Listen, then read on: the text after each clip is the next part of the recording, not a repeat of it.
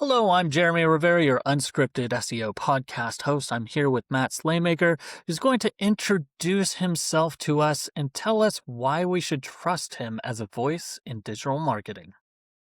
What's up, guys? My name is Matt Slaymaker. Like Jeremy mentioned, so I'm in the digital marketing space too. I'm a digital advertiser. Been doing this for around 10 years. We do everything from Google ads, Facebook ads, Reddit, LinkedIn, every platform that could potentially be used to reach for new customers. We use it. We work with a mix of B2B and e-commerce brands, some spending only like $100 a day. We work with brands who are spending more than $30,000 a day on their ads. So a pretty ridiculous range, fun range of clients that we get to work with. So luckily, I've had the experience to touch on all these different areas, see what works, see what doesn't, see what makes a brand successful, see what makes a marketing campaign successful, and then just as fun sometimes, not so much for the client, but but from a learning perspective, see what doesn't work and what makes a brand not necessarily resonate with customers out there, right? So outside of digital advertising, I used to do SEO too, used to do website design, all that kind of stuff. I wasn't very good at it, wasn't very interested in it. So advertising was the area I decided to drill down into. I like to do this at the beginning. That way we don't have too much ground already covered. But what is your hottest take for small business owners, B2B, e-commerce that are running their ads? What do you want them to stop doing? What's the worst Honestly, thing? this honestly sounds crazy coming from an advertiser as an agency who oftentimes you hear people say like, "Oh yeah, you should flip on ads and all the customers will start rolling in." My hot take is probably you might not be ready for ads yet, and really consider that. Take the time to consider. It's like, will this actually help me or not? I think a lot of times people think, oh, if I can just turn on ads and start seeing some stuff come in, then customers will start flowing in too. Oftentimes, I find that the brands like small businesses and startups who think that, hey, maybe ads are doing something for me. You flip in there, they're spending $10,000 and getting absolutely nothing out of it, right? So, kind of start from scratch in a sense, and I always tell people start with the website because that's where you're sending all the ads traffic to. If you're not getting an organic conversion rate of 2 to 3% already, and it's more like 0.5%, 0.4%, then your ads probably are never going to work, right? Like ads traffic will always convert 30, 40, 50% worse than organic traffic that comes through people who already know who you are, who are searching for you. So if you're not converting them efficiently, you're not going to convert ads traffic efficiently. So start there before you even turn the ads on, frankly. So the advice might be turn your ads off and evaluate, is this actually doing anything for you? That's interesting because I was just talking with Greg Dineo. He's in the content marketing game, and we were talking about the challenge of the current AI conversion happening within SEO, and that we have to, be further out from the website in certain ways, but the website acts as the home base. I use the analogy of the Kraken.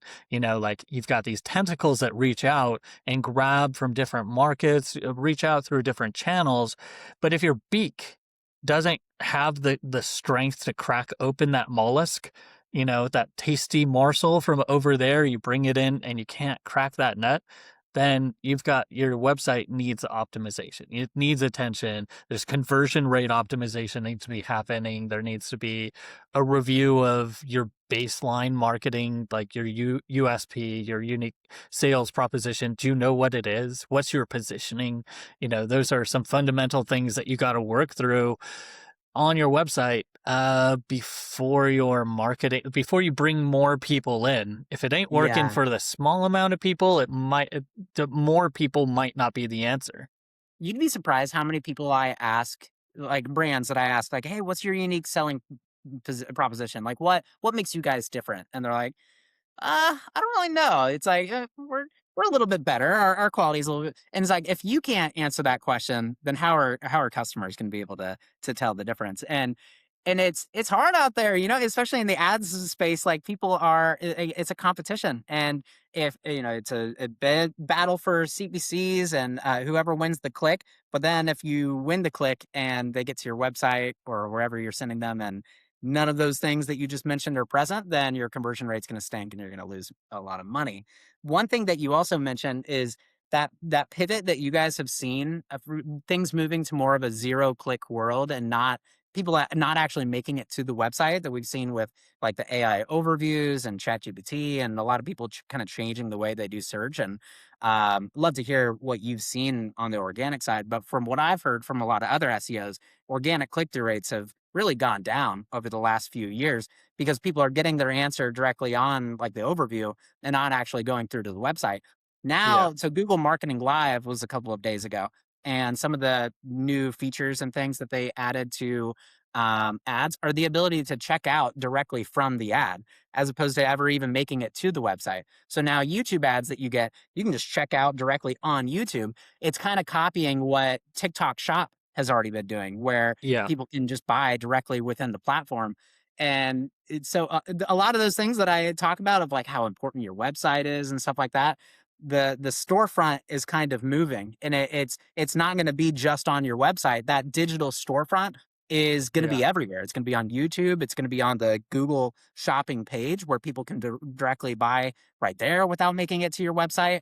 So how you present yourself at every stage through your YouTube ads, through your channel, the messaging that you're using on your shopping ads, that might be the only chance that you get to actually explain yourself and present yourself to a user.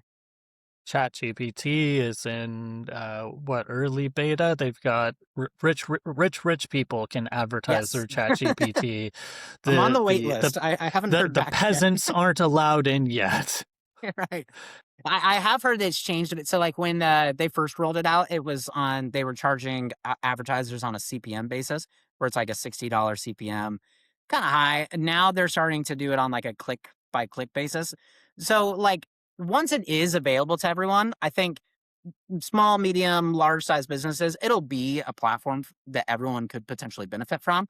But in terms of like who can actually access it, yeah, you're exactly right. They want a certain level of spend guarantees that you're going to come into ChatGPT and actually spend, not come in and spend $1,000 and be like, oh, this didn't work. They want the data and they want to see if this is going to work or not. Any hints or inside information whether this is the pressure point, the key to Pandora's box to finally give us some sort of metrics or visibility of how many users are seeing these branded queries from within the tool? Because quite frankly, from my understanding, we're quite blind. I know if you're on Bing Webmaster Tools, it'll have some small visibility signals through Copilot, which I don't know how accurate or how detailed or how useful those are. I've seen promises from Fabrice Chanel from the Bing side that Copilot will be giving some additional metrics. Any indicators out there that you've seen that we're going to be getting, Google Ads API type volume information to quantify the spend on the ad side with these On AI ChatGPT platforms? and Yeah. LLMs? Not yet. I'll have a better idea once I'm off that wait list and can see what it's like in there. Because, yeah, I haven't heard any sort of I would be shocked if they don't give you any sort of, advertising level data of, like, what are the specific searches that triggered your ads to show. All that should be in there. A lot of these platforms, like Google Ads, try to move away from like, for privacy reasons and just, I don't know, like, to move away from giving you data. So, like, when Performance Max first came out, everyone hated it because it didn't give you any data. You couldn't see, like, what were the search terms that led this to show? Was it on display, YouTube, or search? It's like nobody knows. And over time, Google actually started to roll more and more reporting into it. So whether it's they don't have the capability to report on that stuff initially, and then upon advertiser demands, they ultimately start adding that kind of stuff in. I think that'll probably be the case with ChatGPT too, because there's actually this new platform. Have you heard of AppLovin? Axon by AppLovin? No, Do no. you play it? So it's ads that serve in mobile apps. A lot of times in games. Like, do you play any sort of mobile app games? Have you in the past? I'm banned from it. I got addicted to some really silly like card playing game. I'm not even Yeah. going to embarrass myself by saying which one. Just that my wife was like, "You are always looking at your phone. You need to delete that." And you're not your addictive personality. Apply that to something that's going to generate some revenue Uh-huh. versus Uh-huh. constantly staring at your screen. So Yeah, I used to play Clash of Clans a lot on my phone. It didn't have the ads or anything in it, but man, I would spend so much time on it. And so when I deleted it, I thought, oh, this is going to free up time for productive things. I'm going to start practicing Spanish on Duolingo more and things. And none of that happened. I just got on my phone and went through Instagram instead. But so there are certain games like games I play with my wife, for example, called Stop, where it's like this word guessing game, and you can unlock, like, you can get hints through it by paying tokens and things like that. And the way to unlock tokens is to watch an ad, for example, or if you're going in between levels, you'll get an ad. yeah, And these ads are typically unskippable. So they'll be like a yeah. 30-minute, or not 30-minute, that'd be crazy, a 30-second long video ad, maybe an image ad that prays with it as well. And so, yeah, those are typically ads that are being run through AppLovin. And AppLovin's great. Like, our clients are seeing a really, really great performance out of it. Like I mentioned, having a non-skippable ad format, it can be really, really helpful. You get people to watch more of your ad versus on YouTube, for example, after 5 seconds, people are going to hit that skip button. Skip. On Meta, Yeah. they're going to scroll right past it. But the problem is AppLovin doesn't give you any data. So all that kind of stuff that you were asking for of, Yeah. who are our ads showing to? It's like, are they showing on good apps or bad apps? Is we don't know. We have no idea. And so as an advertiser and as an agency, we're constantly demanding AppLovin, like, hey, when are we going to get some of this data? Like, our clients don't feel comfortable advertising on it if we don't have this data. Like, it's coming eventually, eventually. So I think that's the case with a lot of these platforms. As they find the ability to report on it, and as there's enough demand for that kind of reporting, they kind of get their hand forced on it. This is kind of a hybrid SEO slash advertising opportunity. Michael McDougald of Right Thing Agency messaged me this morning of an interesting case where an ad company was using the click to call button that was from the GBP profile for a small business, and they were running that in app uh, Mm, games and other small advertisers to drive clicks, and it was click to call only, so that the ad would click and it would turn into a call, and that was generating GBP clicks and traffic that were interesting. boosting these local service businesses Google local profiles. Interesting. So it's interesting. I was interested to see if you had I don't know if in your niche, if you were B2B on the local level, or if you had some service level businesses that you had done some ad work on to see if you had been able to measure or connect, Google Search Console, Google My Business profile performance when you activated ads and advertising on specific channels or through specific markets, if you saw, a correlative effect. I know very, very firmly that there is that extra 10% boost if you're ranked number one and you're advertising. If you run ads, you'll get 10% more on top of both. Hmm. From 2010, 2015 studies, that was very true. Is that still true? Is there a synergy? And if there, I hit that word, but I said it. Synergy. Is there So synergy? corporate.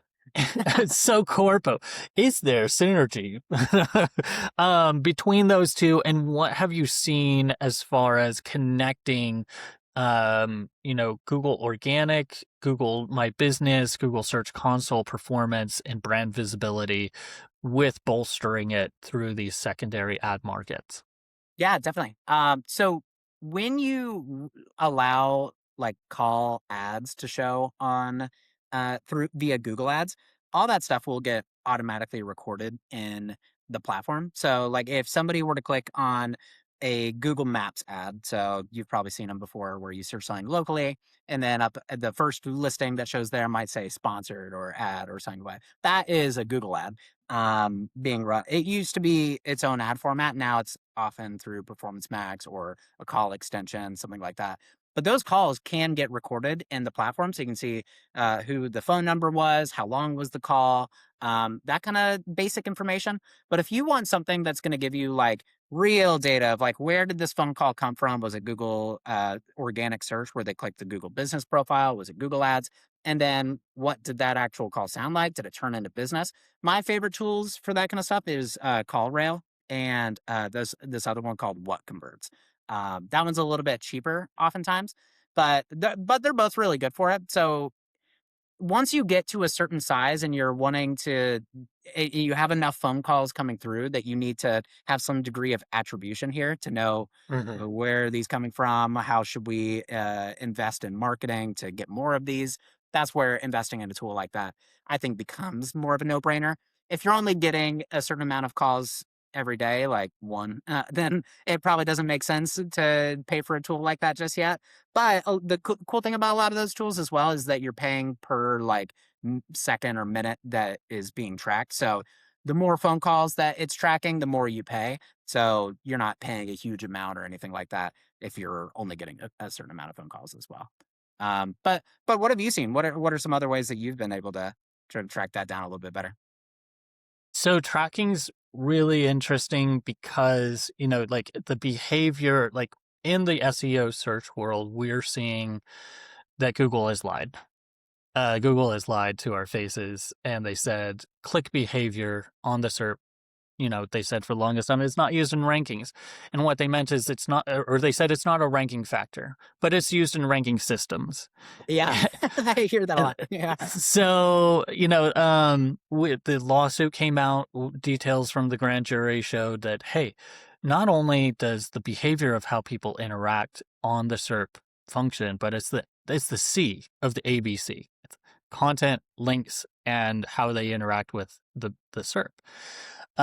So if you can get more interaction with your Google business profile, every time that somebody leaves a review, not just leaves a review, but navigates. I had a Joy Hawkins. She loaded, I think it was 10 or 20 phones into her car, and drove to her client's location, and was able to measure the change in their rankings afterwards, because the signal proved that there were real people coming to this location. yeah, So it was like a measurable like spike after she did that, and she hadn't interesting. done anything Yeah, else for that use case to kind of prove out, hey, this is, you know going to a location. That's one thing. Searching up the profile, so there's, in your Google business profile, there's a clickable link that is a click to call. You can copy that link with that extension, that Google extension, and it will track it as a call that occurred. So if you are serving mobile ads to people and they're clicking a link that triggers a call, then it's attributed and can have positive lift and boost to yeah, your profile.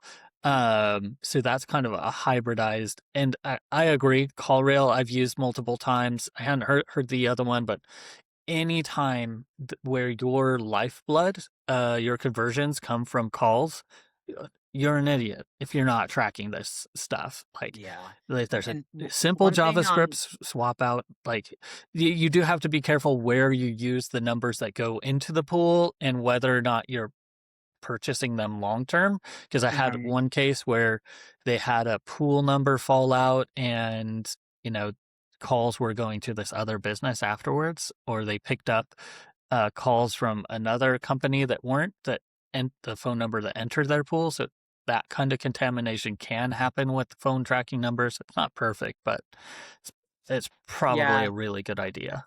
And the thing that we've learned from all of these platforms, really, whether it's Facebook, LinkedIn, Google, is that the platform it rewards engagement, but it particularly rewards real engagement.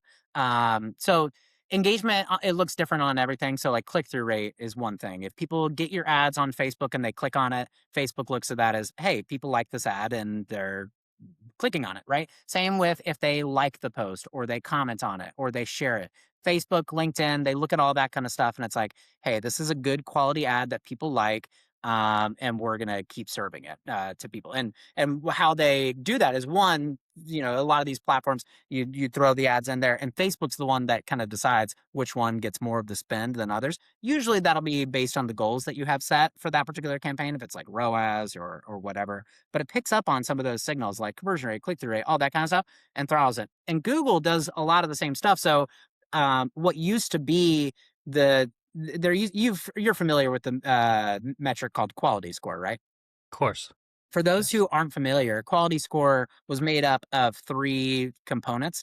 And quality score was one of the biggest things back in the day that led to how much you actually pay in the auction. So it was basically your bid times quality score, and that ends up being what you paid. Now it's quite a bit more complex than that. But the three main components of quality score were ad relevance. So does the ad speak to the keyword that you're bidding on and that you're showing ads for? Landing page relevance. So when you send people to the page, is it relevant to what they search for or is it completely different? Google doesn't like that. And then the last one was expected click through rate. So the more clicks you're getting, the more people like your ad and they actually want to click on it, the lower in theory you would be paying for your CPCs. Now it's quite a bit more complicated, and like all throughout the years, there's always been people trying to black hat their way to take advantage of a lot of these things. Um, that tactic that you explained, which I think is hilarious, taking 40 phones to a store to see the impact of it. That is a black hat tactic I can get behind. I love the commitment that comes with maybe going out and buying 40 phones and seeing the impact on that. Um, but Google, their algorithm is smart enough to know, like, there are certain things, like if someone clicks on your website, but then immediately hits back or they immediately leave the website, Google doesn't reward that click as much as someone that comes and clicks on it and then they spend 60 seconds or more. It's tracking session duration, it's tracking engagement time. So people that are actually on the page and scrolling and things like that. So there's a lot of companies out there who will promise you, hey, we have this system where we can get you a bunch of clicks, and it's bots to your website, and it's going to give you SEO value, and it's going to give you all this. And it really doesn't, because Yeah. Google has caught on to that stuff years ago to know, like, hey, this is a junk click. Hey, this is a junk phone call. And weights that kind of stuff differently. It's the exact same with like links, right? Where there's bot farms out there who can spin up all these different websites, and it's like, hey, I got you 1,000 links from domain authority 1 out of 100 websites. None of that is going to carry the weight of one link from a 50 out of 100 domain authority website, right? So So I helped spin up AI Ads and Beyond, a podcast by Lisa Raisler, and she interviewed Russ Simmons, and he said, tell me if you agree or disagree, but creative is now the new primary driver of your success. The creative output, like what you're creating as a collateral, ad collateral, has more impact now than ever. It used to be, your keyword selection, your keyword ad group grouping. Now it's the visuals, the video reel that you're putting out, and it that the quality of that is more impactful than ever. yeah, it depends on what platform you're talking about. So for Meta, that's been the case probably for the last like 8 years, and especially here in the last couple of years, creative is 60-70% of it. I'd say probably more like 70%, because most of the targeting options that work the best for pretty much every brand out there on Meta is broad targeting or Advantage Plus, where you basically just tell Meta, go find my customers. And it does a really good job of it, where it's like once it picks up on, it sees a few things that have come through, a few purchases, it's like, that's the person. Let's go find more people like that. So you really don't have to do a bunch of very specific targeting on Meta. Like if you try to do these convoluted interest-based and lookalike audience layerings and try to make it a very narrow audience, you're going to see worse performance out of that than you would if you just did broad targeting. But that doesn't really work on the Google side yet. So like on the Google side, like if you try to do that on YouTube, it probably won't work as well as if you create a more specific audience, like a demographic based intent audience or an interest based audience. That kind of stuff still does way better. And so on the Facebook side, yes, creative is what allows Facebook to find the right people. And so the better your creative is, the better your conversion rates are going to be. And then the better Facebook can do of finding the right people for each of those creatives.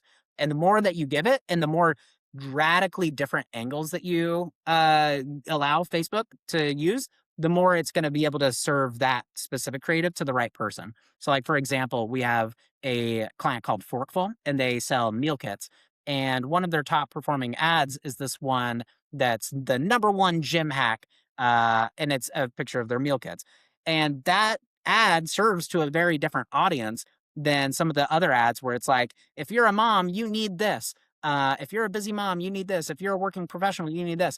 And so giving that creative diversity of all these different audiences, angles is really how you're going to find success on Meta, especially after some of the recent updates like the Andromeda updates, where Facebook doesn't reward you as much for making small little tweaks. So it's like, hey, here's our top performing ad. Let's just change the color a little bit. Facebook's like, I no, see. that's not a different ad anymore. We need better diversity. But Hmm. yeah, like Google ads, like especially with search ads, targeting is like if you're showing if you're a dog food company and you target cat food company, it doesn't matter how good your ad copy is. You're not going to sell product. So Yeah. and with Google broad match keywords and how much they're pushing AI max and things like that, there is a lot of opportunity to show for the wrong stuff, as we've seen and tested. That I'd still say targeting is more like 50% of the game on the Google side. Let's talk about boring.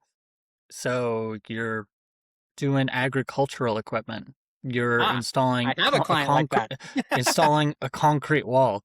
You're behind the meter power generation for AI company. How do you go about crafting creatives that catch, marketing that markets, when your product is burning waste oil in your motor oil shop? Yeah, the fun thing is every pretty much every business out there, at least every business that deserves to be in business and is successfully getting new customers, they're solving an actual problem in the world. And there is a real reason that they exist.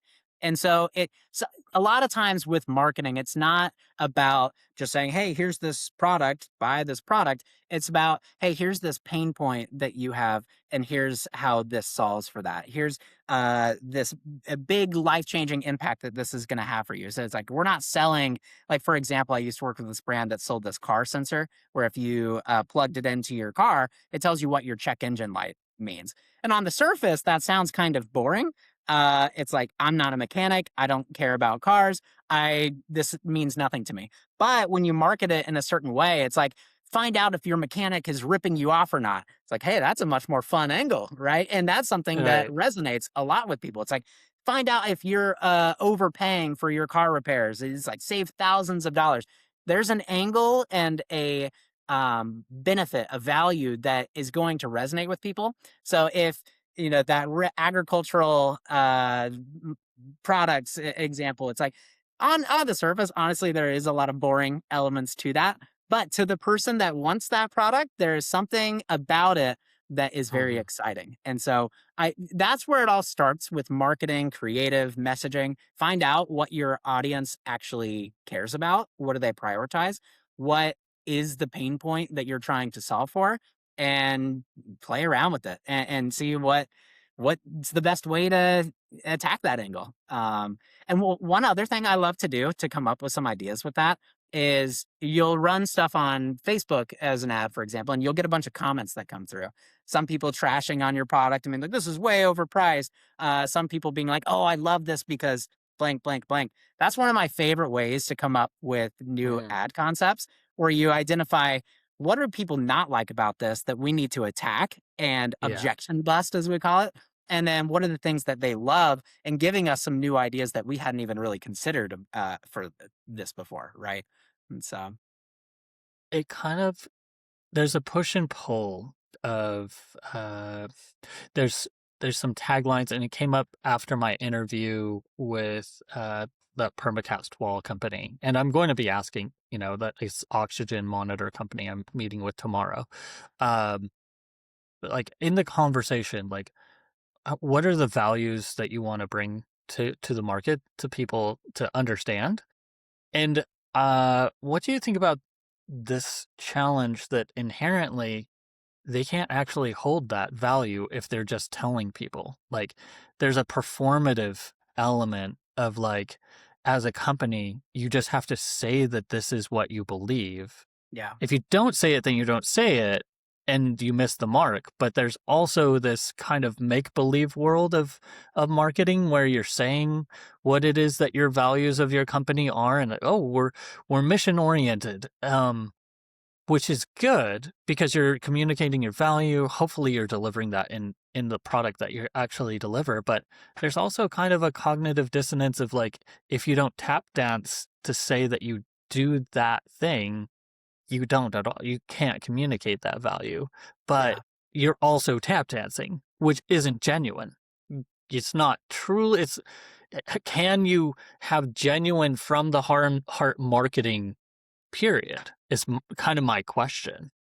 And you can, absolutely, but you have to show it. You can't just say it.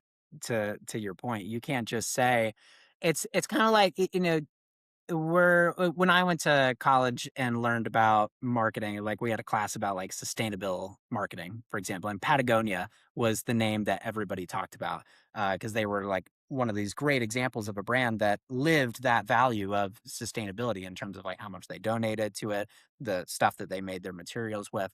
And that was a very real reason that people decided to buy from them.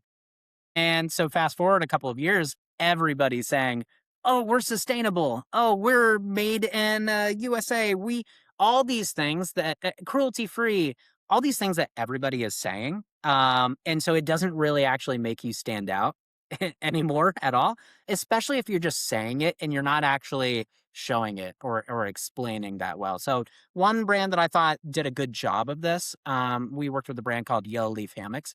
They were on Shark Tank back, I want to say 5 years ago, and they made their hammocks in Thailand. They were hand woven by villagers there.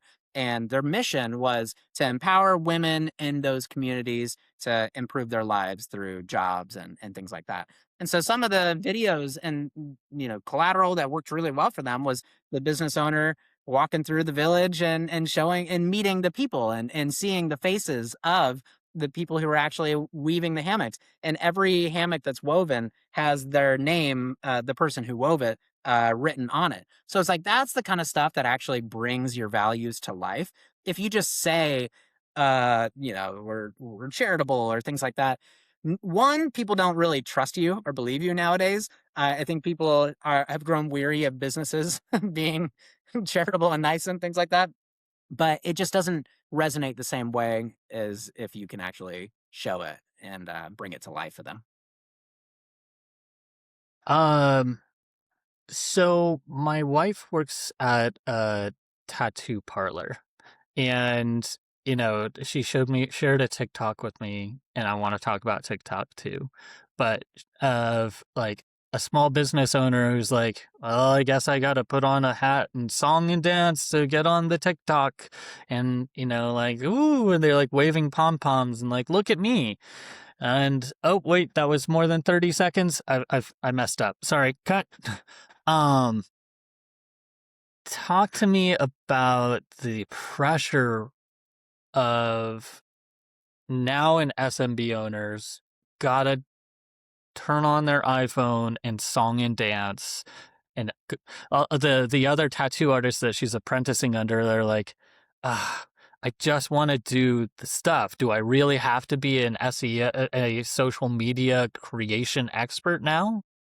And her answer to them was yes. Is that your answer? Like, suck it up, Buttercup. This is the Yeah. digital world that we live in. If you want to show proof of what you do, you got to do it. But does that mean everybody's got to do the silly TikTok dances, or is No, there I don't think another so at all. way? And like, don't two things. Be real to who you are. Don't be someone that you're not because you feel like you should be. And I feel like people see through that and it won't resonate with people if it's not what you're comfortable with. So one, start there, and then two, think about like where do you actually need to be? You don't need to be on every platform. Like if TikTok is your audience, then great. Yeah, fine. Go there and try to find ways that you can bring to life your content and stand out in a way that's still true to you. For me and my audience, it's primarily on LinkedIn. So and I'm also the type I don't like I am comfortable in this format where it's like a podcast, a Yeah. conversation, panel, speak on stage. What I don't like is recording myself and like talking to the camera. It's like there's no feedback loop there. It feels Yeah. completely unnatural. So I still uh, haven't posted a video on LinkedIn of me talking. I will. I need to do it. But for me, what's more comfortable and what I've seen more success with is just doing like sharing advice on LinkedIn, sharing an experience, and it achieves the same goal in the sense that you're establishing yourself as an expert, you're establishing your credibility and authority and expanding your reach. Now on TikTok, and it can transition into what works and what doesn't on TikTok, it's obviously a video format, and you have to hook their attention in those first couple of seconds, or you're going to lose them, and your post won't really reach anybody. So, yeah, that organic feel of like trying to be exciting and stuff like that. Yeah, I mean, you do need to do it in some way, especially if you feel like your audience is there. But what I would encourage people to think about is the format and style and who you can potentially work with to make it feel more natural and comfortable for you. So like maybe there's an employee on your team, an intern who is more comfortable being in front of the camera and they can do a lot of that kind of stuff. Maybe there's someone who can kind of interview you and tee you up with questions. So, and then edit it so you feel more comfortable and you're not talking directly to camera. Because I think a lot of times what throws people off is that feeling of like, I keep trying and I just can't get it right. So kind of reevaluate like how are you tackling it, and don't box yourself into like this being your only possibility of a way to tackle that. so this question comes from my previous guest. Hopefully, I get this published in order. Uh, he wanted to know, what are you building on the agentic side, not just the AI side, because we all now have, we can't help it. They keep baking AI into everything. And so there's these little native tools here and there and everywhere. But is there anything that you've done unique with prompting, with skills, and then with that next fanciful layer of like, hey, agentic? I had interviewed the founder of GROAS, and he claimed to have created a fully agentic ad platform that, from soup to nuts, top to bottom, handled all of the Google Ads experience agentically. Mm. Uh, have you toyed around with such a tool? Have you built anything that's helped in your content creation, your creative workflow, your ad selection, keyword selection matrix, etc., that's on the LLM AI side, and anything that's slipped onto or is on the agentic side of things? Not that I've built, but I have played around with other people's tools, and I still have like no idea where to start when it comes to building your own AI agent or anything like that. But the ones that I've seen that are really cool are ones that can, yeah, log into Google Ads, integrate with Claude, and build campaigns directly, build presentations directly. That's a big time suck for any agency, anyone who's working across several different clients. So most of our specialists, we work across like 15 clients right now, and each of our specialists work across 6 to 7. And one of the biggest time sucks for them is, yeah, preparing for client calls. You'll have a weekly client call. Yeah, 6 7. Do you have kids? I do. Fortunately, they never really went through that. I shut it down pretty hard. But I'm now at the meta stage of enjoying turning it back on those that did enjoy it that much. Oh And I man, just I was at watched the this. water I park just the other day, and there were so many kids there. It was on Memorial Day, and just the amount of times in just random context. I was, I'm like, man, this thing's everywhere. Um, but yeah, so I mean, there's cool applications in that sense of some cool AI agents doing that. The main one that I've been using, it's not an AI agent or anything, it's just a workflow that has been really cool and productive for me, is integrating Claude with Slack and email and using it to identify who on the team is being like extra proactive, who could maybe step up a little bit in that sense. Because One thing that's just very important for maintaining client relationships, giving confidence, and things like that is to make sure they're hearing from you and to make sure that on a daily basis, we're doing something, even if it's just internal team conversations, coming up with ideas, sharing a new insight report. So, one thing that Claude has done is go through and basically it just scores the whole team. And it's like, hey, here's who's being super proactive. Here's where we could be a little bit better. And it does the same thing with like the change history of Google. It's like, these are the accounts that are getting a lot of love and attention. Here's the ones that aren't. Interesting. So, from a management perspective, Yeah. now that I'm not the one on a day to day pressing all the buttons in the account, it allows me to kind of step back and see where are the opportunities to level up the team and see where we could grow more from a client management perspective, but also our own level of proactivity and communication. So that's been a Kind really of cool way to use it. kind of ties into a question I got from the Kalinka group where they wanted to ask about your business plan and what was the hardest part right now for your business plan. And as we're kind of talking about the agency live agency owner side of things, it sounds like that's a good solve. But when you're looking at, what your goal is for your agency, what's a sticky widget? What's an area that isn't quite fixed? Is somewhere where you're looking to get some help or know that you need to do some work? Yeah, definitely. I'll start with what's worked really well for us, which is growth through referrals and um uh and partnerships. So I'm part of several business community groups and a part of a platform called Store Tasker where they send you leads and they take 20% of whatever closes. So win for them, but win for me in the sense that I didn't have to do anything to get these leads. And that's been huge. We've grown our agency like 200% over the last year just through keeping clients, upgrading clients, and growing through referrals and some of those free leads. What's been the challenge is finding more stuff just inbound, getting people that have never heard of you before or didn't Mm. get referred to you Mhm. to come through. And it's the same things that our clients pay us for, right? To help them solve for getting more leads and whatnot. And to this point, historically it was like, oh, we just don't have enough budget that we can throw at it from an ads perspective. Now we're to that point, so we started to reactivate some ads funnels and explore that a bit. But SEO, that's an area that we just haven't invested nearly enough time and resources in from like link building and PR. And so stuff like that, I'm trying to be better about with content on LinkedIn, going on podcasts and things like that to do a little bit of PR, link building and whatnot. But yeah, it's the inbound marketing, I think, is kind of the challenge for every agency owner. And like there's certain things that works better than others. Some people find a lot of success at events where you can go through. For me, I feel like every time I go to an event, I get a bunch of business cards, make a bunch of connections, but it never turns into anything. So it's like, that wasn't worth the $1,000 I paid to be there. But Yeah. It is interesting. I've attended a number of different conferences wearing different hats, both as an individual consultant, part of an SEO marketing team, run a booth for Raven SaaS tools, and it's very easy to get distracted by the bright and shinies, and it's very easy to get lost in the oh, here's a business card. But the real money, the only times where there's real money has been changed hands is at the bar afterwards.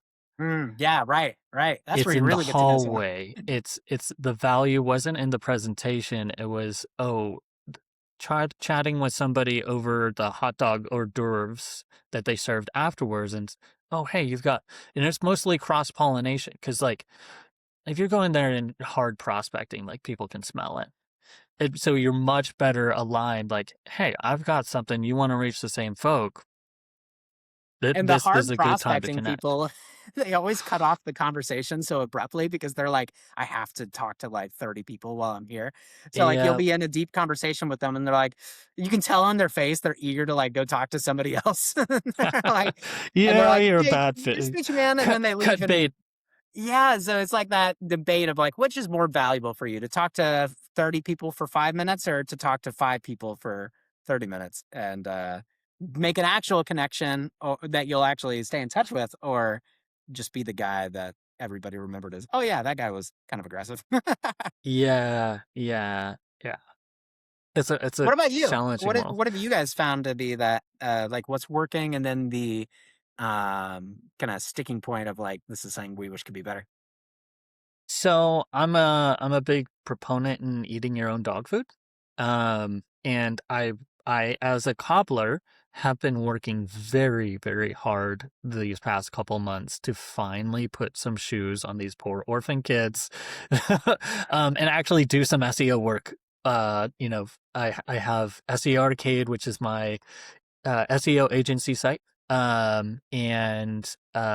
I've refocused the value proposition to I'm basically doing two things. One is I'm link building through podcasting for secondary clients, and I'm also helping build white label podcasts for brands, for agencies, using the huge amount of dialogue and value. This interview is 3,000, it's 45 minutes, and it's 4,500 words worth of content. And the sad thing is, most podcasts, they're going to be stuck in an MP3 file. And Right. but that transcript, I just my first interview today, I already turned it into 3 articles for my guest site, a PDF ebook version, a slideshow version of it as a downloadable. It's been uploaded and published on 3 of my different sites: my personal SEO consultant site, the SEO Arcade site, the podcast site, all through Royal And MCP connected to oh, WordPress I was gonna through ask. Claude. Oh, cool, Uh, man. and so I'm able to do that. And plus, with Blotato, MCP connected to Claude, I've got 3 weeks worth of posts, 1 day a week, 2 posts on 8 different social media channels linking to the Dang. collateral that I just made. Then you're good, So man. You don't need a podcast for the next few weeks. no, I need the podcast. The podcast is the engine, because I think it's Yeah. where the value add comes in. It's where Yeah. the information gain, because it's what LLMs don't have anecdotes. LLMs don't have personal experiences. They don't have conversations. And so whatever threat comes to the SEO world from agents, from AI, from LLM tools, and whatever overviews, the people that are doing the valuable thing are doing this, you and me right now talking about it. And it's the best keyword research in the world. In fact, I haven't done keyword research that didn't start with a conversation in the past year. And I have a keyword True. research tool on Yeah. SEO Arcade. I Yeah. have a keyword research tool. I built it. And that was the start of this whole agency thing was, oh, I worked at Raven Tools. I can make a better SEO tool that's better for keyword research and clusters. But I found the keyword and clusters is better done after I have the conversation to find out what the seed keywords are for a particular niche topic subject, because it's useful to get keyword search volume information, but it doesn't dig into the niches. It doesn't dig into the long tail effectively. Conversations like this do. We don't look at, the most popular 5 keywords and let's talk about those things. It's what's your anecdote? What was your lived experience? What are you building? Where did you lose? Where did you fail? And so that's what I've been doing. Yeah. Love it, man. I need to get on it. I'm doing a lot of that stuff in the sense that I have Claude analyzing some of these like conversations and call recordings, and like I have it integrated with Fireflies, our call recording software, and it reads the transcripts and comes up with content and stuff like that. But I need to get like a true MC to do what you're doing, where it just auto pushes it out to all these places. That's the manual work that I'm still doing that I need to stop doing so that I can have an hour back in my day every day to not work and go to the gym or enjoy some sunshine. Well, it came out of like my wife was like, "You're looking at your phone too much." I'm like, "Why am I looking at my phone so much?" I'm like, because I would walk away from the laptop and I grab Claude and be like trying to post to all these social channels. I'm like, yeah, you've had Buffer for 20 years and you can't find a solution to to be able to post to your socials, like, you're not a digital marketer. Come on, step up.